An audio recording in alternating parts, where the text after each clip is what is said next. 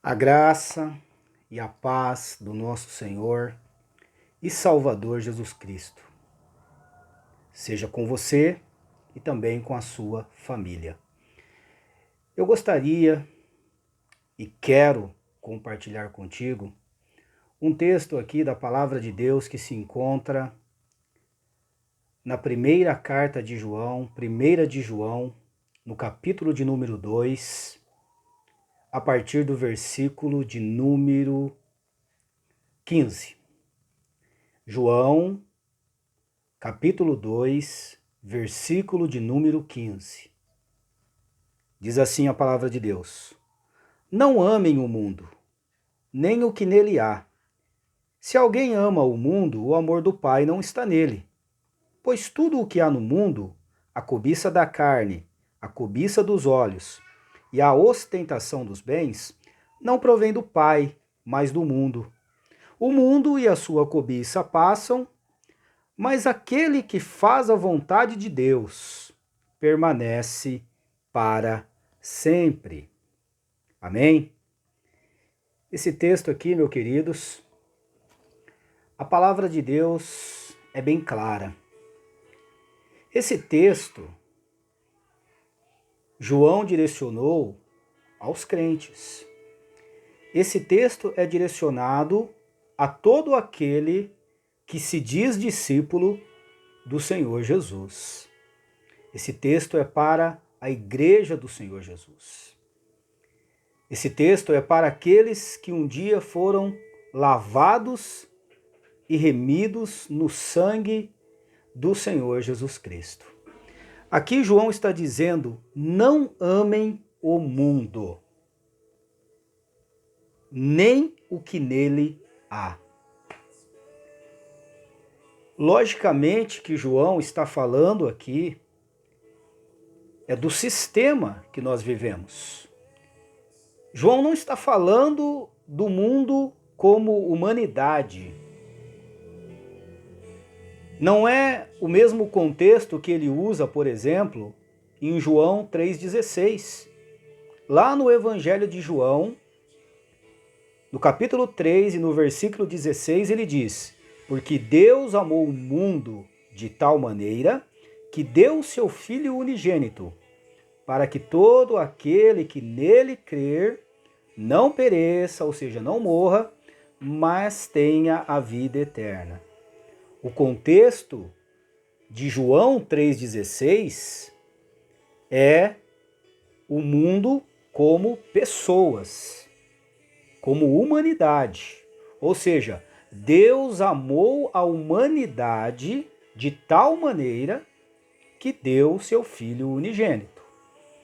Mas aqui, João está falando exatamente o oposto. O mundo que João diz aqui é o mundo físico. Tanto é que ele diz aqui: não amem o mundo, nem o que nele há. Ou seja, nem as coisas que existem no mundo. Porque ele diz: se alguém ama o mundo, o amor do Pai não está nele. A primeira coisa que João diz que nós não devemos amar o mundo, porque aquele que ama o mundo, o amor do Pai não está nele. E eu creio que João diz isso aqui, que o amor do Pai não está nele, porque o próprio Senhor Jesus Cristo nos ensina que não é possível servirmos a dois senhores. Ou você amará um e odiará o outro, ou você satisfará um e deixará a desejar com o outro. Não há como servir a dois senhores. E é por isso que João está dizendo aqui: não amem o mundo nem o que nele há, porque se alguém ama o mundo, o amor do Pai não está nele. Aí ele começa a aprofundar esse pensamento e ele diz: pois tudo o que há no mundo, ele fala tudo o que há no mundo, e ele vai resumir esse tudo em 3 coisas, preste atenção. A cobiça da carne, a cobiça dos olhos e a ostentação dos bens não provém do Pai, mas do mundo. Ou seja, nós não devemos amar o mundo, porque a cobiça da carne, a cobiça dos olhos e a ostentação dos bens não provém do Pai, mas do mundo. Ou seja, o que é a cobiça da carne? É tudo aquilo que faz com que a nossa carne deseje. É a inclinação da nossa carne para aquilo. Isso é a cobiça da carne. E ele diz aqui, a cobiça dos olhos. Tudo que os nossos olhos cobiçam. Tudo que os nossos olhos querem fazer e que muitas vezes desagrada a Deus. E ele diz aqui, e a ostentação dos bens. O que significa ostentação? Essa palavra ostentação, eu consultei aqui no dicionário, significa é o ato de com muito excesso e orgulho exibir realizações, posses ou habilidades de si próprio. Ou seja, ato de com muito excesso e orgulho exibir realizações, de posses, habilidades de si próprio e realizações. Isso é a ostentação. Ou seja, tudo aquilo que a gente deseja com certo excesso, exibir, realizar, tomar como posse para nós, ou uma habilidade nossa, tudo isso, quando nós fazemos isso com muito excesso e com muito orgulho, isso é uma ostentação. E a palavra de Deus diz que essas coisas não provêm do Pai. Aqui ainda ele continua dizendo no versículo 17, o mundo e a sua cobiça passam.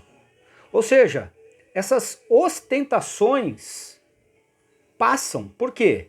Porque tudo o que está nesse mundo vai ficar aqui nesse mundo. Então não adianta a pessoa tentar acumular alguma coisa para si mesma aqui, tentar fazer uma grande herança aqui na terra, ou conquistar tantas coisas aqui, porque tudo o que é do mundo vai ficar aqui no mundo. Vai ficar aqui. E ele diz aqui, mas aqueles que faz a vontade de Deus permanece para sempre. Ou seja, os servos de Deus que procuram servir ao Senhor de acordo com a sua vontade, de acordo com a sua palavra, esses permanecerão para sempre. Por quê? Porque o que Deus virá buscar e salvar é a alma do pecador. O Senhor virá nos salvar, nos buscar aqui. E é isso que a palavra de Deus está dizendo.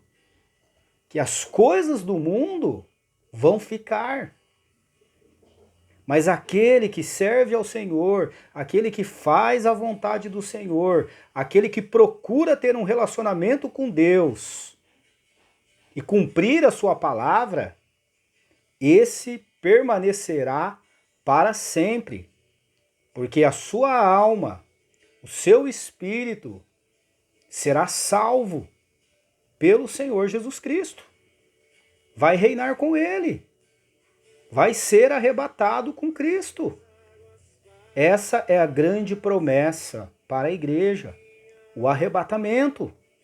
Aqueles que não, porventura, que não passarem pelo arrebatamento, mas passarem pela morte antes, também estarão sendo ressuscitados no último dia, como diz a palavra de Deus. Então esse é um texto para nós nos determos e analisarmos a nossa vida, para ver como nós estamos. Será que nós estamos amando mais as coisas do mundo do que ao próprio Pai? É um texto que nós devemos refletir como discípulos de Cristo. Reflita nesse texto. E quem sabe, né, o Espírito Santo nos leve a alguma coisa na nossa vida que precisa ser mudada, que precisa ser transformada, para que nós possamos nos achar, né, dignos de herdar a salvação que há em Cristo Jesus.